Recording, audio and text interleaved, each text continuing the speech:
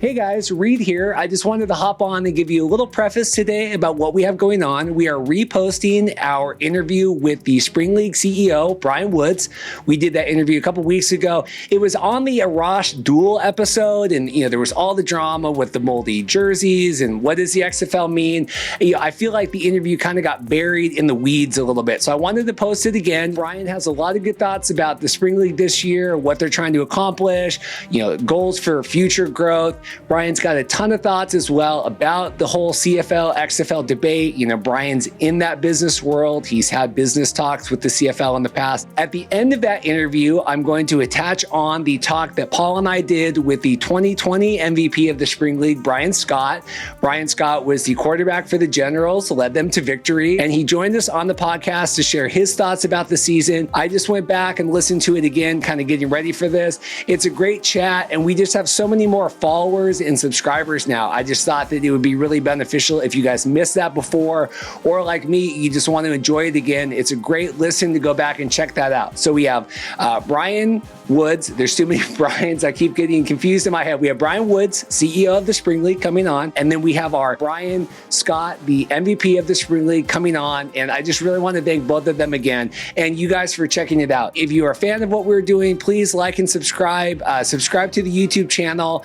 And xflshow.com/review is a free way to leave some kind words for the podcast. We really appreciate that. And so I appreciate all of you, the new subscribers we've gotten on here lately. And I just wanted to give you some context today. Paul knows I like context. So I wanted to let you know what we have coming up today. So I hope you enjoy and take care.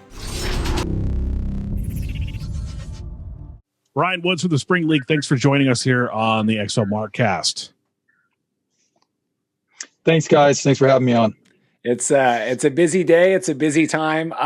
The amount of pouring the feedback that I've gotten from our listeners when I posted that you were coming on, wanting to ask me one question, and I want you to see if you can remember what that question would be.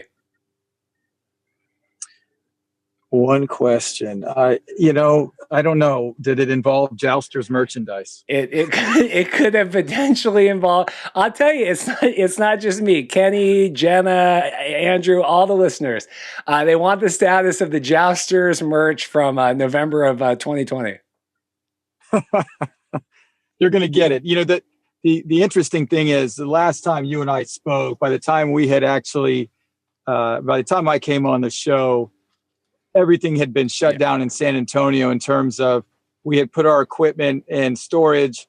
My equipment managers were already back in their respective places of domicile. So we didn't really have anybody that could readily access the Jousters merchandise. But I can assure you that a football helmet and jerseys are certainly coming your way very soon. Perfect. So we definitely want to get to that. The other news I can drop on you guys, and this is an exclusive on your podcast, is that the Jousters will be the first big game, if you want to call it a game of the week, because all of our games are going to be televised. Yep. And I will be able to tell you more next week because we're going to have a bigger announcement next week in terms of our TV schedule. But the Jousters will be in action game one against our defending league champion Generals. So they'll be front and center. So we're pretty excited about that. Yeah, we're excited, and I'm really excited. We've spent, and I do want to get your takes on fan control football here, at least to ask you if you have any tangential knowledge of that here in a minute. But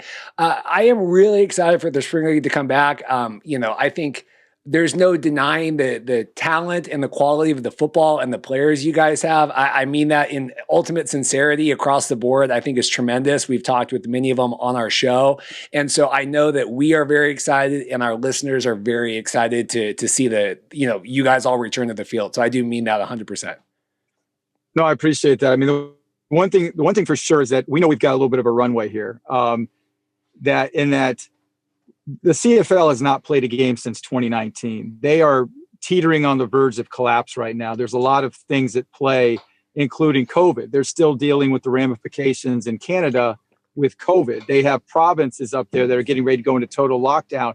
So the prospects of the Canadian Football League playing this year, but more importantly, playing in stadiums where you can have fans in attendance, which is such a crucial component of their business model, is just not looking good right now. So our league serves as a real platform for these guys to stay active, to stay relevant. And we're playing. I joke to everybody else that our motto should be, we play, because we're actually playing, and we're going to be playing again this spring. And, it's been a while since the CFL has lined up and played. And, obviously with the XFL, I know that was a good experience for some of the players before they came to the spring league, but certainly as a football person and understanding exactly just what goes into building a league from the beginning and kind of our genesis, and just how difficult it is to put a quality product on the field and the amount of time that you have to do it in.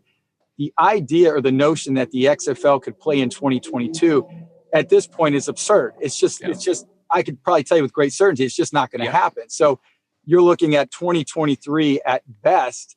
That is if it ever returns. So in the meantime, we want to establish ourselves as kind of the professional outdoor football league outside of the National Football League here in the United States and abroad. And we've got, some more plans to expand our international development program. We're bringing on some better coaches. I say better, I'd say maybe coaches that have, more name recognition that fans are going to know. Fox is 100% committed to our property. So that was the interesting thing last year, is once we ended our 2020 season, I think a lot of people wrote us off immediately and said, oh, they're never coming back. They're like every other league that shut down. That wasn't the case whatsoever. It had nothing to do with our financial solvency. It had everything to do with the fact that we had planned a short abbreviated season, and that was our plans, and that's what we did. And we came back and regrouped, albeit not in the perfect situation, having to do it weeks later, but we were able to regroup and finish the season strong with the championship game, in Orlando. But we've got quite a runway here. And while we have a business model that we've been following, kind of slow growth has been our motto, we're certainly looking to expand, and we're certainly looking to grow. And we are not taking, at this point, our approach is not to take a backseat to anybody. So, we're excited about the upcoming season. And I think you guys are going to be very impressed with some of the quarterback names that come out next week. So our quarterback play was good last year, and I felt like the product looked good. But really, at the end of the day, we want to have good quarterbacks, and we want to have consistent play. And so some of the guys that are going to be joining us this year are going to be recognizable, and they're going to be guys that I think are going to make our product look even better. Yeah. Cool. I mean, we just had Matt Mangle on the show 2 weeks ago. He's moving up to the CFL. I know that Matthew Sexton just got signed with the Steelers. I mean, Brian Scott, I know, had a tryout with the Colts a few months back. I mean, these are players that have told us that they feel like they would not have been put in these positions to succeed if it weren't for being able to play for you guys. So, I feel like we've really tried to tout the horns as hopefully you don't veer into traffic there with the sirens. But I think that's all right. No, but I do think, and even from the press release that came out with Jared Granville and Bart Andrus and Kevin Gilbride, with former XFL Guardians coach, now is going to be leading the Jousters, I believe. Tremendous amount of coaching talent as well. How difficult was that, or to get those coaches involved, or are they excited to jump on the product with you guys? Yeah, I think the bottom line is we've been out there now since 2017. So some of these coaches have had experiences in alternative professional football leagues, i.e. the AAF or the XFL. And I think they've seen us as being a consistent player in the space, and they've spoken to other coaches that have been involved with us for several years now. And while Bart Andrus isn't necessarily a recognizable or household name, Bart Andrus was a head coach in NFL Europe for several years. So I'm looking to hire the best coaches that are going to help develop our talent. And we're building slowly, but we're doing it the right way, in the sense that first and foremost, I wanted to be able to create a product where other leagues come into formation. And the first thing is, let's be big. Let's be in multiple markets. Let's hire all these big name coaches and spend probably way more than what they really need to spend to retain those kind of guys' services. And let's just find the best product we can find, or the best player we can find. Let's have no concern over their age. And that's really a mainstay of the spring leagues, that we're really looking to develop that player that's 23, 24 years old, that Matt Sexton that's right out of college and for whatever reason hasn't caught on with the team yet. So I've got to have guys that buy into it, that buy into developing players first and foremost as we slowly grow, because we're going to have some big plans to announce with the spring league and what we're doing going forward in 2022 and beyond. And those announcements will come probably during this season or right at the end of this season. So it wasn't very difficult for me to sell the coaches, not just on what we're doing right now, but getting them involved at this juncture so that they can be along for the ride when we expand into 2022 and subsequent years. So, but it's definitely good to have coaches like that. And Kevin Gilbride will be another really solid name to add to our list of coaches that are going to be involved. What went into the decision to pick two cities this time in two different bubbles as opposed to just one city, one bubble? Yeah, I think, again, it's just part of our expansion. I think from a standpoint of it was just a spring league, absent a major media partner that is Fox, then I think it would be a much easier decision to say, okay, let's make things a little more efficient. Let's operate out of one market. This is part of our growth pattern. So the idea always from just the spring league business model alone, even before Fox's involvement, was to have four teams in one region of the country, whether that be the Southeast or the Midwest, the North, the Pacific Coast. And so you will see more of that potentially going forward. But that's kind of the idea. This is just part of our growth. And I think, look, again, outside of putting teams in 8 different markets, I think that's very problematic. And this is why I can tell you with great certainty that the XFL playing in 2022 would be a very difficult journey. You're not marketing in those cities yet. Yes, there was an XFL presence in some of these markets 2 years ago, but what's happened since then? What's happened since these teams have folded? So the idea to have regional teams or have teams in one area of the country that eventually could be attached to certain cities, and these cities at some point could each take a turn over 2 to 3 years of hosting the league, if you will, or at least a division in that league, and eventually be awarded a full-time team. I think that's a better way to market our league and get people excited about our league and really build a fan base from a grassroots perspective. So we're excited about it. And certainly it's a little more to manage, and it's definitely a lot more moving parts. One example I'll give you is that when we have this every year, I'm always on site the entire time, but I'm in one location and I can do that. This year it's going to be a lot more difficult. So I know we've got staff in both markets. We've got boots on the ground already. I'm going to have to go back and forth and obviously spend some time with the children at home. I have a 2-year-old boy. I have a 7-month-old little girl. So I can't be away from them for 2 months. So it's going to be a lot of air travel for me, but we're excited about it. And I think you guys, again, one of the biggest things I'm excited about this year is just the exposure we're going to get by having all of the games televised and not doing it at a time of the year where we're going to be competing against college football, the National Football League, even high school to some extent on Friday nights. We were being diluted in the fall. Week 1, we were going head to head with Game 6 of the World Series. Week 2, it was the fallout from the election. It wasn't until week 3 that people actually started paying attention. And by week 4, we were done. So it was, it'll be interesting to see. I think Fox and I are both very intrigued to see what sort of ratings or viewership we can get at a time of year that a football person that I like to think of myself as a football person. I hope I'm a football person, being that I do this for a living. But I'm always looking for football in the early summer months. I'm not necessarily interested in football right after the Super Bowl. So I think we're interested to see what sort of viewership when we're competing against baseball and golf.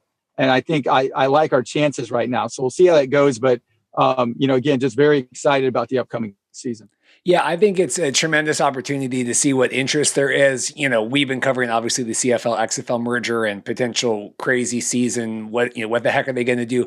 And your talk with the cities and the bubbles goes along. XFL Extra Points on Twitter, I had asked people if they had questions with you coming on. He had said, so the eventual goal is to get to cities eventually, or continue in these host cities for the bubbles.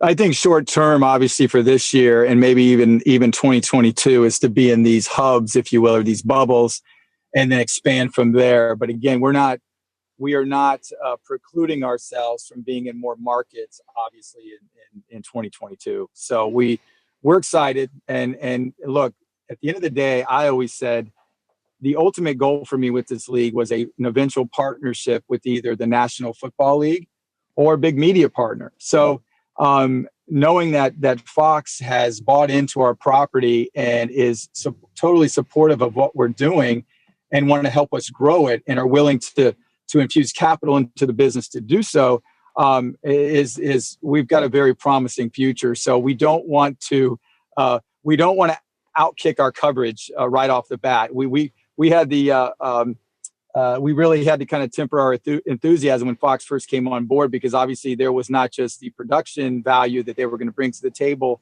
and the exposure that we were going to get by having a partner such as Fox, but there was also that monetary component that we had never had before. So all of a sudden, wow, look what we can do with this. So I think we had to be very disciplined in our approach, and that's always the way we've looked at our business model. But, again, I think that there's a lot of possibilities on the table for 2022. And so you could see us in definitely multiple markets. That possibility is definitely out there. We had Arash Madani on the show earlier before we talked to you, and he completely dismissed the idea, the notion of spring football.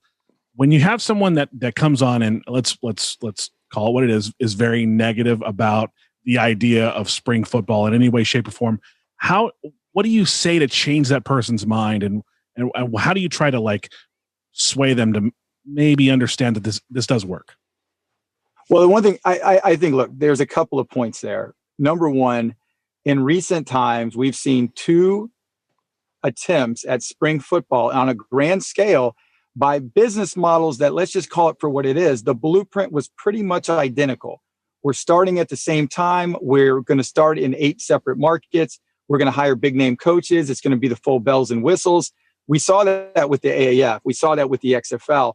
So I think the fact that those leagues failed, whether it was COVID related or not, with obviously factored into the circumstances with the XFL, 2 leagues with very similar business models failed in back-to-back years. As a matter of fact, I even mentioned to Oliver Luck and some of the people associated with the XFL that the worst thing that could happen in my mind was that the AAF folded and went away so quickly, because that audience that you had, or at least the people that were trying to finally buy back into spring football, could potentially just meet your product with a high degree of skepticism. But even with that climate, the XFL was still able to find viewership and attractive numbers. And the AAF, to that extent, had very good ratings right off the bat. Now, granted, that waned a little bit. And I think ultimately everybody wanted to see what would happen when the XFL went head-to-head with March Madness.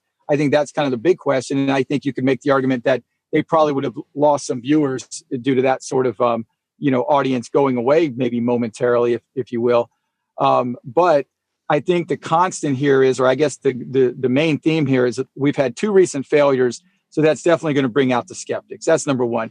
But going back to the days of the USFL in the 1980s, people forget something very quickly. They were offered before the XFL, or before the USFL rather, made the decision to move to the fall. And I believe it was 1986, or that was their plan to play in the fall. They played their last spring season.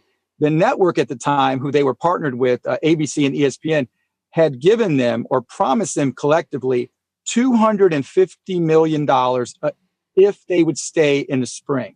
That is a significant amount of money now. That was an even more significant amount of money back then in 1980 standards. So they very quickly got to a promising TV contract. Now, granted, the NFL did not have a stranglehold on all the networks back then, but I think we saw some success with the USFL that had they not moved into the fall and tried to compete with the NFL, they might still be around today. That's always been my theory and my position. And in terms of the XFL and the AAF, there were viewership numbers. There were millions of people watching that product. So to say that there's not an audience for spring football, I think I would dismiss that notion completely. Charlie Ebersol came out with the idea that, hey, look, there's 80 million or so football people that effectively go away right after the Super Bowl that would come back if you had a football product. And all they're trying to tap into is a small percentage of that people, of that crowd.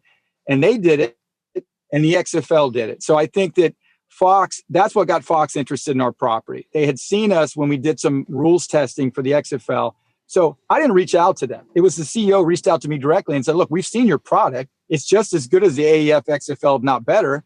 And we like what you're doing from a business. So let's partner together. Let's help you grow this. So that was kind of their approach. And so I think, look, I think we absolutely have an opportunity to be successful.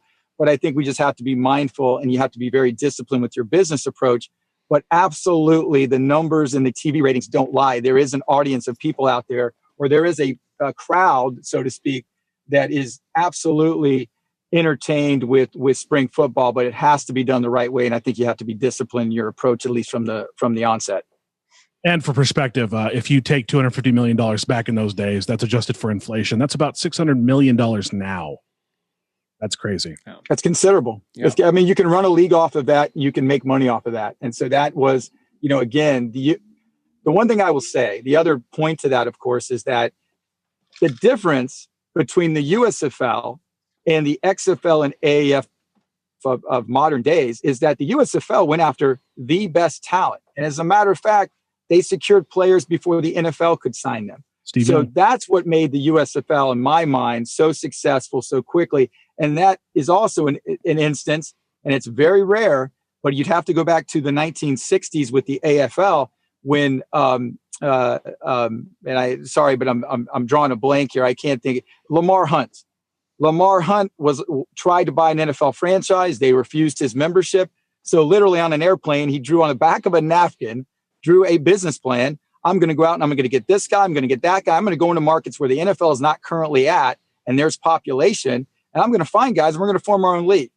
And Lamar Hunt got TV money from the beginning, somewhere between $10 and $15 million, which again, in inflation is probably worth $100 million today. Okay. So they got TV money from the get-go. The USFL got TV money from the get-go. But the difference is both of those leagues went after the very best talent they could get their hands on at that time. And I've got my own theories on if somebody wanted to compete with the NFL tomorrow, what would you do? I've got plenty of theories on how that can be done because, quite frankly, the average NFL career is over with in a little over 3 years, okay? So it doesn't take a genius to figure out where you need to go to get players before the NFL can get them. Not to mention that the wear and tear that a player has to incur with a lengthy college career these days, just not something guys are interested in anymore. And the stuff out there about CTE and all these other possibilities of long-term health conditions that they might experience with a long career. Same thing as a pitcher that, you're going to covet an arm that hasn't thrown as many pitches over a career versus a guy that has thrown a lot, right? So, again, that's just an additional point, but I strongly believe that there's a audience for spring football, but it has to be either a disciplined approach from a business standpoint, or you need to go out there and you need to get the very best talent, and you need to find a TV partner that's willing to buy in from the get-go, because nobody could deny if you went out there right now and started signing the top sophomores and juniors, not seniors, but the top sophomores and juniors, or even rising redshirt freshmen right out of college, and they're giving the Pac-12 $250 million a year and the SEC $400 million a year. You can't tell me that product would not generate TV interest, because it would. So I've got a lot of theories on how it can be done, but the bottom line is I do think there is a market for spring football, and we're slowly but surely trying to tap back into that or bring some of those viewers back. While we have you on here, and this might be a oddball question, we're talking the CFL merger, XFL, and all that stuff. Am I missing? Years ago, did you try to get involved with the CFL and business wise? I think that there had been some talks about it. I know that XFL reporters have talked to me about that. Is that accurate? Am I remembering that right? And whether or not, what do you think about everything going on? Yeah, a couple of things. One, yes. So last summer when the CFL seemed to be flailing and trying to find a way to play, my theory was, okay, this is a very simple problem to solve. The majority of your coaches and the majority of your players that make your product all reside here in the United States. And with the restrictions at the time, air travel, border issues with Canada and the United States, they had shut it down effectively. My position, I reached out to Randy Ambrosi, and obviously some reporters jumped right on it. And I basically said, look, why don't you partner with us? Let's play some games down south. You can satisfy your TV contract. We don't even need to play against one another, but you can utilize our facilities. You can utilize our league to draw players from. You can play CFL rules. Obviously, we'll have to modify some fields, but I had submitted a proposal to him so that they could play a 2020 season. And at the initial response was that, he was very busy looking at other things and trying to find ways that they could play up in Canada. But I told him I had a way forward that would obviously require them to operate in the United States. And I also informed him that, look, if you can't have fans in the stands this year and you're simply playing to satisfy your TV contract, I can show you some ways down here to cut or mitigate some of your losses. But more importantly, you can satisfy your TV contract. And I don't think it really matters where you're playing with the CFL if, in fact, you can't have fans in attendance anyway. So there seemed to be some initial interest, but it never went anywhere. So that's the first part of your question. As it relates to the CFL XFL merger, quite frankly, I don't really know where to start on that. I mean, what I would tell you is it's kind of interesting to me because this is how I look at it from a logical perspective. You have a very established football league that's been around for, basically at least playing the rules that we know today as CFL football over 50 years. They have a brand that is specific to their country.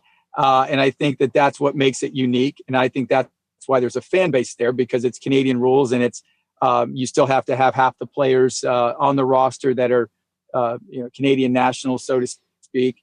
But the idea that a league that's established like the CFL, I believe a couple of things are at risk here. One, merging with a league that, let's call it for what it is. I mean, at the end of the day, Vince McMahon's XFL is long gone. That no longer exists. What exists right now are effectively trademarks and used football equipment. That's what exists right now. So the idea that we're going to partner with you because you're known for innovation, you're known for this, you're known for that. They're known for starting seasons at two different times. Both seasons were over with in short form, but the Vince McMahon XFL is no longer here. This is going to be a different XFL. I'm not even sure that they know exactly what it is that they're creating or what it is they're trying to do. So I just find it interesting that a entity like the CFL that's very established, that is on the verge of disaster, their best business move is to reach out to an entity that just emerged from bankruptcy. So I don't, again, I know some people think that it could be a winning formula. I'm not one of those. I think that it just creates, more issues logistically. But so I don't know. I mean, I've heard from some individuals that are very close to the discussions that these are absolutely serious talks, but that's it. I don't know if there's actually a way forward where these leagues effectively merge. I can see where they work together in terms of player contracts, but at the end of the day,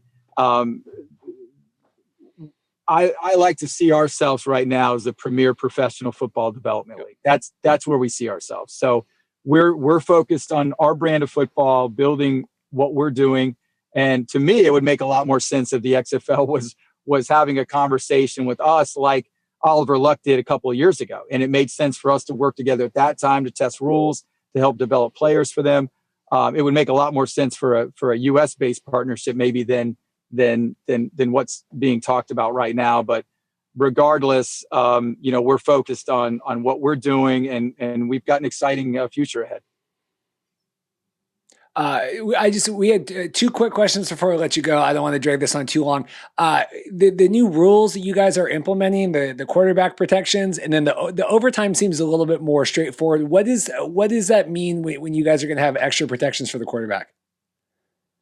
I think right now what we're doing is looking at a series of rules just to make gameplay a little safer for the quarterback. I mean, look, at the end of the day, with the spring league, I feel like that where we serve the NFL best is trying to develop offensive linemen and, most importantly, developing quarterbacks through live game repetition, something that a practice squad in the NFL, falls short of. So we have to find ways to make sure that when we get these, the agents that reach out to us to have the high profile quarterbacks, we need to make sure that these guys are coming in and they're going to be protected, or at least as much as we can protect them without affecting the integrity of our game. So I can't tell you all of the different possibilities we're looking at right now, but everything from as simple as, what they do at the Senior Bowl. So I don't know if you're familiar with the Senior Bowl every year, they just eliminate intentional grounding. So there's no intentional grounding at the Senior Bowl. And that makes the quarterback, you could be 30 yards behind the line of scrimmage, and all of a sudden if the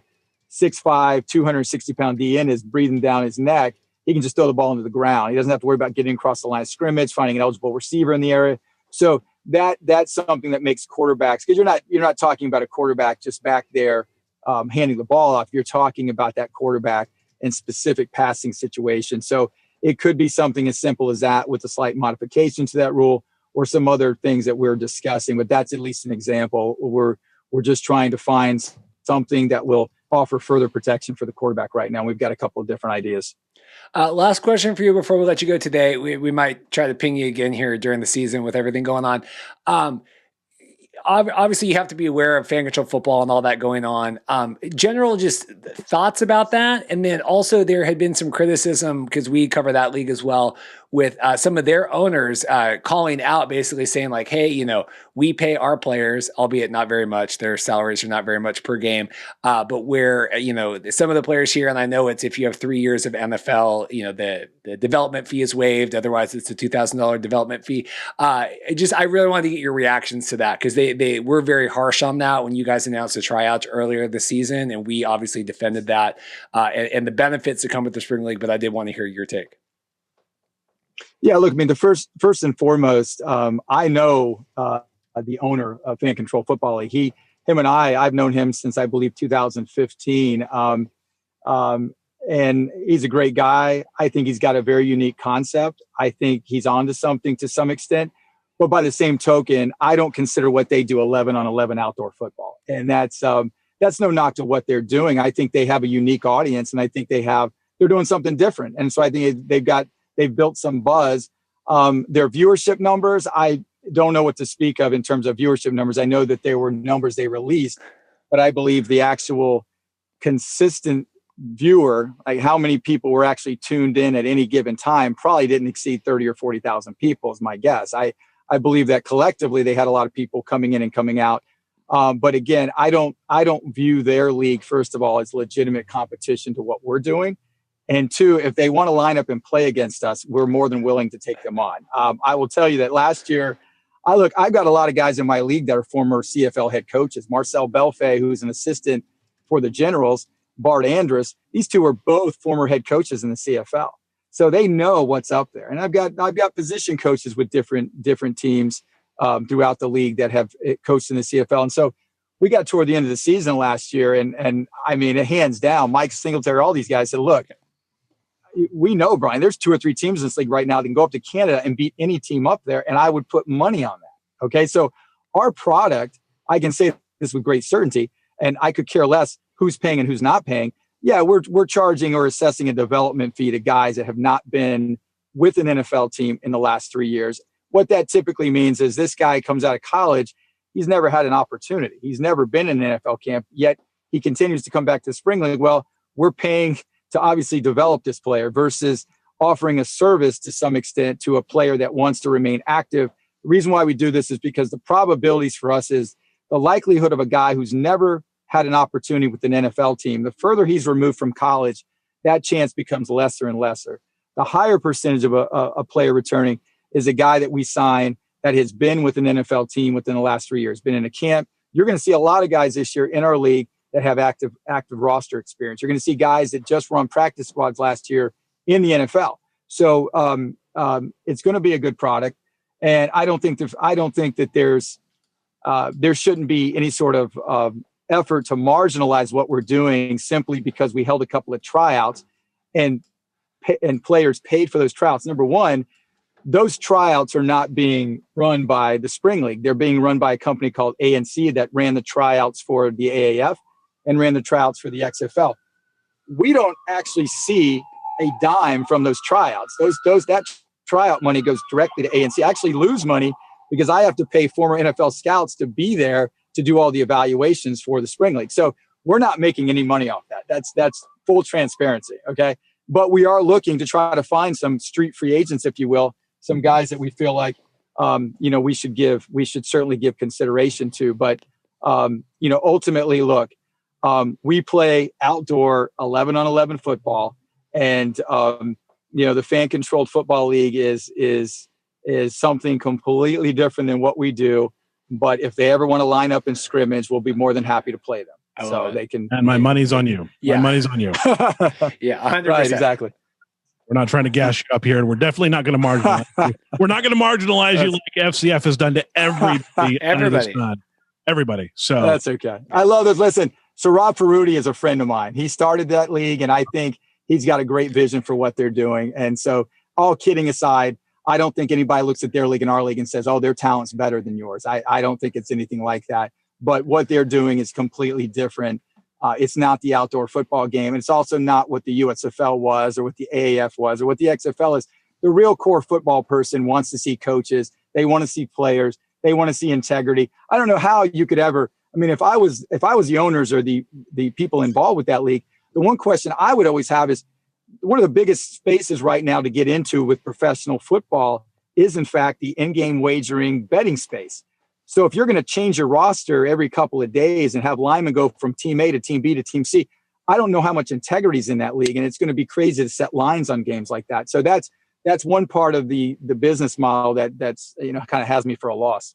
Well, Sir Rob Ferruti is no friend of mine, so we I'm kidding. Sorry to hear that. He's a good teasing. guy. I mean, I'm sorry to hear that. No, I'm teasing. I'm being completely facetious. No, we've gone back and forth with the league, but it's been fun. Anyway, I don't want to hold up anyone's too much time today. I'm being facetious.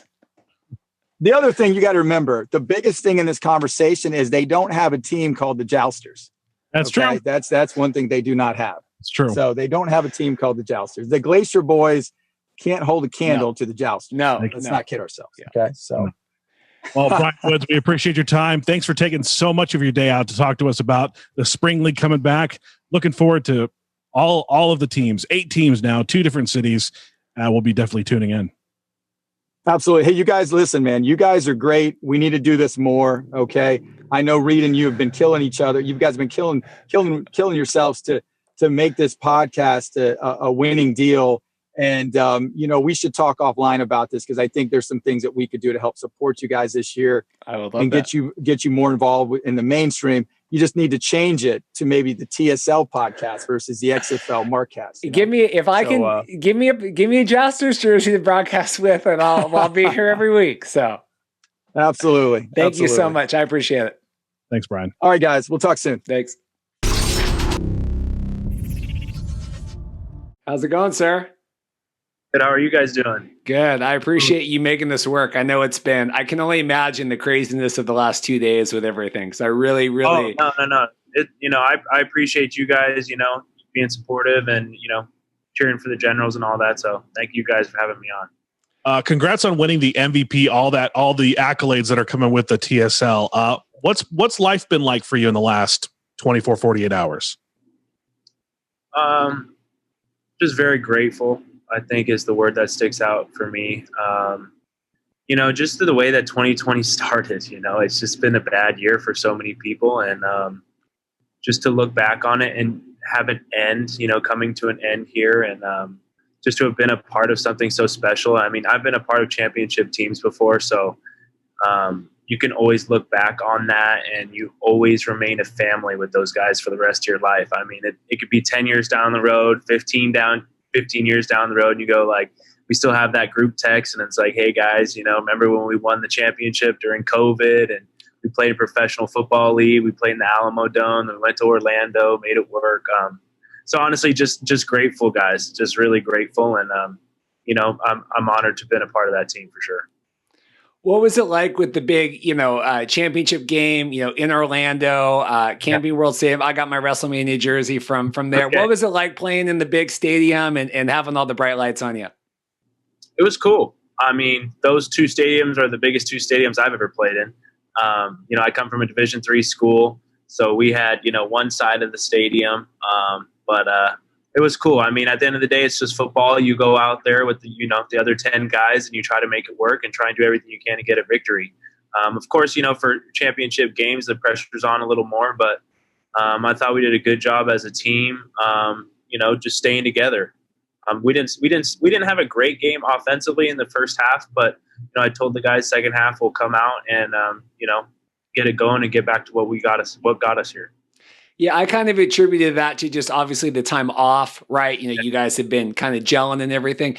How many practices did you guys have before the game when you guys got to Orlando? And do you think that led to, just the slow start? Because in the second half, it was, balls to the wall.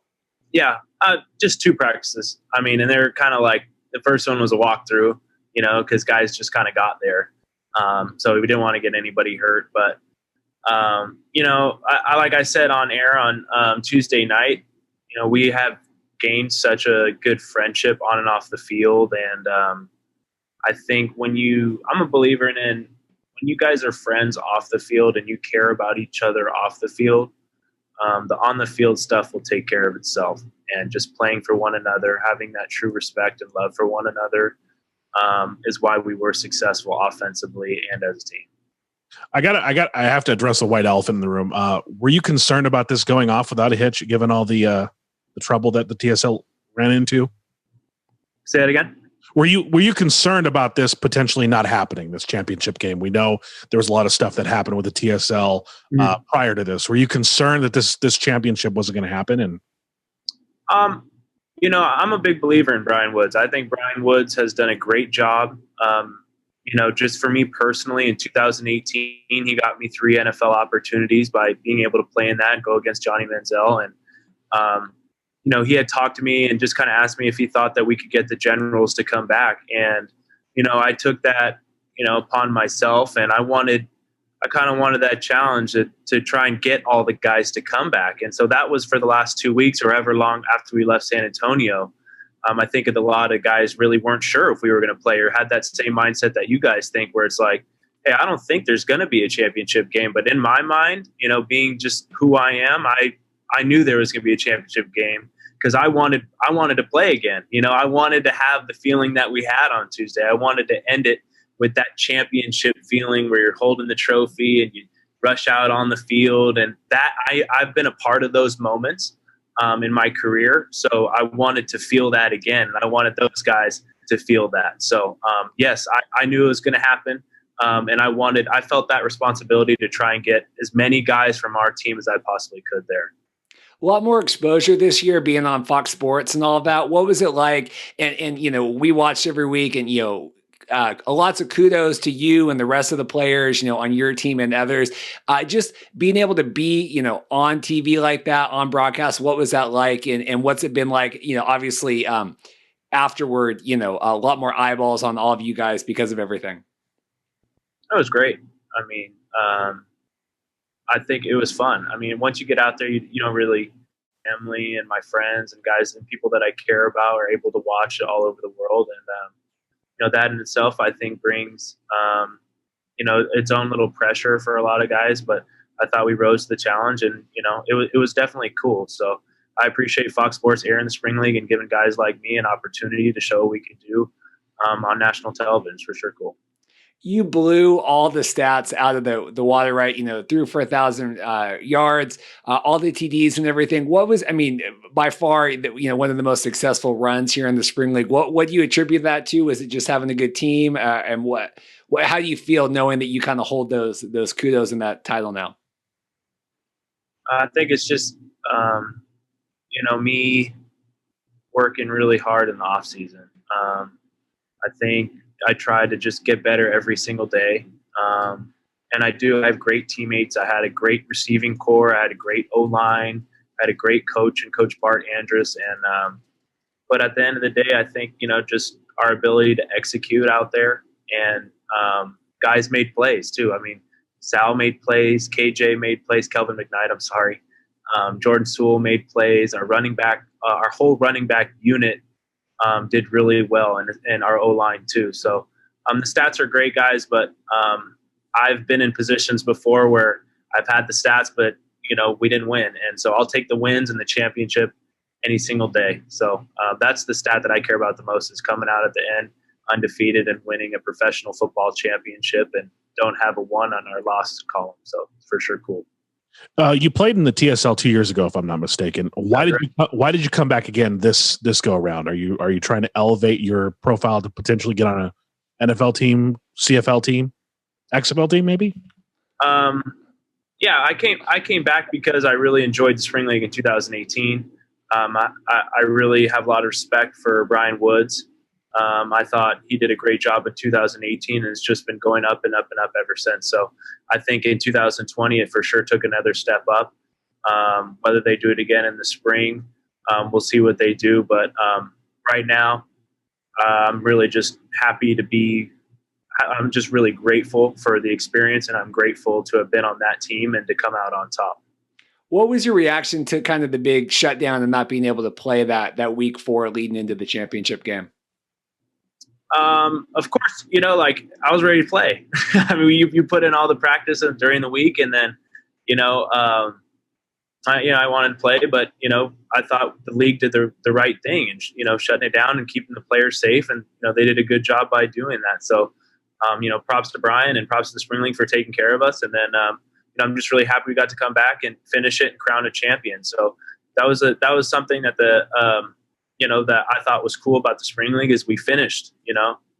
It wasn't easy to come back and finish, and it wasn't, all the players came back and wanted to win a championship and wanted to take part in a championship, and that's cool in itself.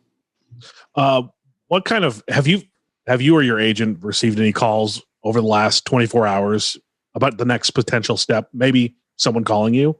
Don't get into specifics if you can't do that. But are there calls being made? Yeah, I'm just gonna go with everything is going well right now. So once again, I'm just really grateful, and whatever God's plan is for me, I completely trust in it, and it's got me to this point right now, and just to be a part of the Spring League, and the 4 games that we got to play. So I don't like to look too far ahead. I'm just really happy with how it went, and I couldn't ask for any more right now. Yeah, I'm sure your phone and social media and everything's been blowing up, and we were going crazy, and everyone and talking with your players. It's just been final. Like, what big takeaways from the Spring League? I mean, what was it all? Obviously, it was worth it, right? You guys came out with the W, had a stellar year. I mean, what would you say to people, if they're looking to do another Spring League in the spring, fans and stuff wanting to watch this? What would you say kind of big takeaways from the Spring League this year?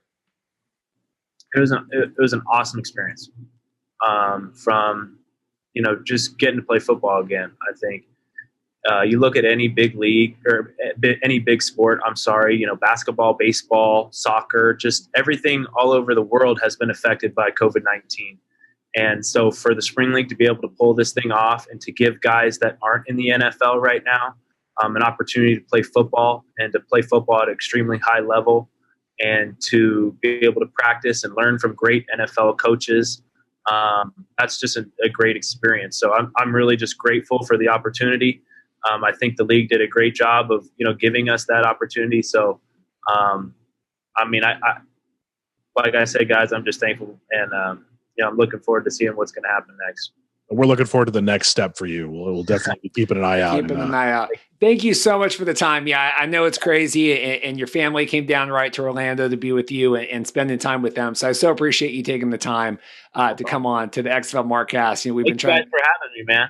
Of course. I like all the stuff in the background too. You guys got all the memorabilia stuff. That's pretty cool. Well, I'm redoing my office right now, so it's kind of under construction a little bit. So the next, you guys got to give me your your sweatshirt sizes. Okay. I'll get you a Generals Championship hoodie. Okay, man, we love it. I'm a fat boy, so it's an XL for me. Man. Hey, it's all good, man. You could have just told me you got some swole arms. I'd have got you the XL. Brian, you're a true champ. I really appreciate it. Thank you so much for taking the time. No problem, guys. Thanks for having me. We'll be rooting for you going forward. Good luck, man. Yes. God bless. Thanks, man.